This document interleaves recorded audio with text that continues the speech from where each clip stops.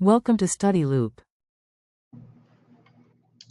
In this question, we are looking at a couple of goods, Coke and Pepsi, and skis and ski bindings. So for the first part, in A, we want to know which of these is a substitute and which is a complement. So kind of right off the bat, we're looking at how close these two are together. Let's see. Man, that's difficult to draw out with the mouse. But we got there. So for the substitutes, really you're looking at Coke and Pepsi as being substitutes, as long as they're both drinks. They're both the kind of dark brown. They've got very similar tastes, uh, and in a lot of ways, I mean, for me personally, I don't really care which of these two I'm having. They both kind of fill the same role for me, and apparently they do for a lot of other people because you show up to a place and they've got to deal with one or the other, and it's not a huge deal to the business. They get better perks from just having that exclusive deal. Uh, Whereas with skis and ski bindings, these are clearly complements. If you have some ski bindings and you don't have skis, you're not going downhill. And if you have skis and you don't have ski bindings, you might be going downhill in a way that you don't really like. You're just going to be sitting on a piece of wood, and you're bound to come off of that. It's just not going to work. So that's part A. In part B, we want to look at the indifference curves of these goods. And so if I've got an option of having skis, number of skis and number of ski bindings, I'm just going to abbreviate that SB. Uh,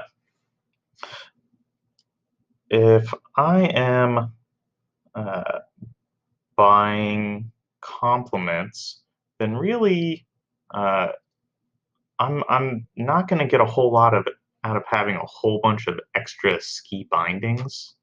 Uh, so without extra skis, so I don't really get a whole lot of extra utility. And mind you that utility is going this way whenever we're looking at an indifference curve like this. The further away from the origin, the more utility we get.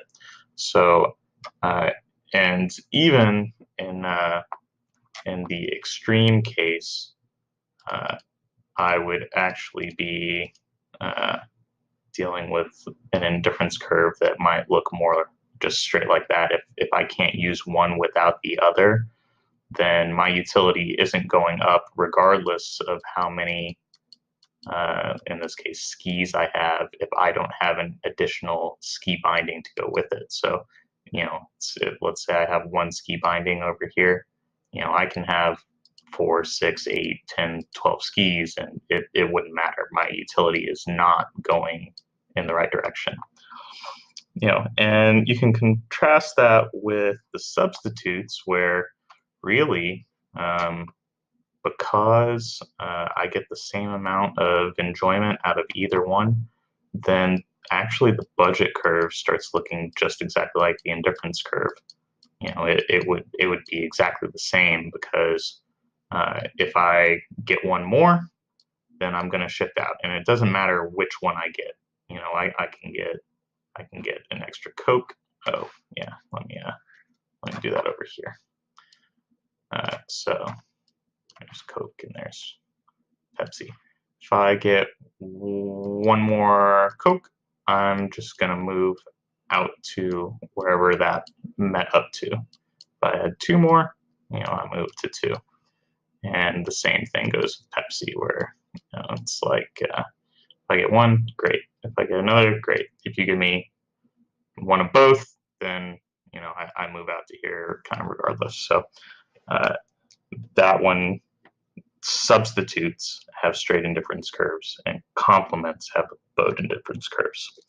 And lastly, we wanted to see how the Uh, Prices are going to respond whenever you have substitute. Oh, well, you want to know which one is going to respond more to prices, and very simply, substitutes respond to prices.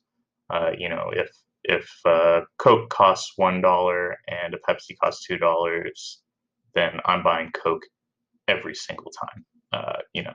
They're so close that if you just raise your price a little bit, I really care about that. Whereas with the compliments, if you can't use one without the other, then it doesn't matter as much. I mean, unless I'm just going to stop buying all of it altogether, I'm willing to pay a little bit more and a little bit more and a little bit more just to make sure that I can use, the pair of items, and that's what complements are. There, pairs of items that go well together.